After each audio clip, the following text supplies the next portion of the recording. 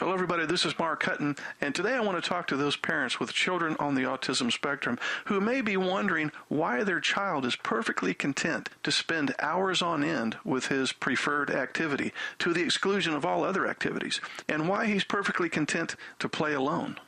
I've had many parents tell me that if their child didn't have to sleep, he would be perfectly content to play video games 24 hours a day. So why is it that children on the autism spectrum seem to prefer objects rather than relationships with people? For example, toys, games, digital devices, machines, and so on. And why do they tend to prefer to play by themselves? Well, to answer this question, we first have to look at the concept of weak predictive ability. If one has the ability to predict, he or she can come up with an educated guess about what may happen in the near or distant future. But this ability is not necessarily based on experience or knowledge.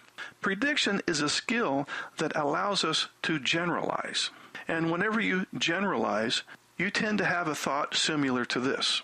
Since the occurrence of situation A resulted in outcome B, then a situation similar to A will likely result in an outcome similar to B.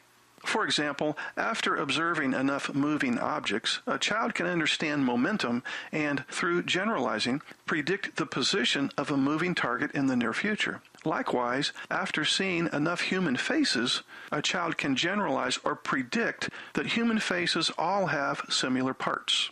However, children with Asperger's and high-functioning autism have poor predictive abilities.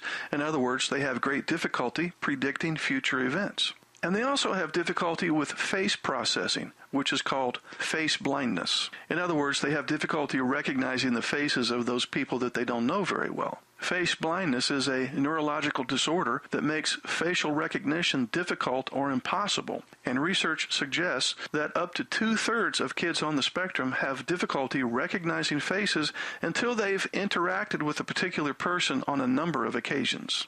Weak predictive ability can also contribute to the Asperger's child's sometimes dangerous behaviors, since he can't fully predict serious consequences of certain actions. For example, running his head into the wall, running out into a busy street, wandering off alone, and so on. In addition, poor prediction of bodily movements and the sensory consequences of such movements can contribute to the child's weak sense of body boundary. For example, he may violate someone's personal space by standing too close to them. Another function of prediction is to fill in missing information. For example, if the driver in front of you veers his car sharply to the left and then back to the right, you might predict that he swerved in order to avoid hitting something in the road. That's because you have the ability to predict.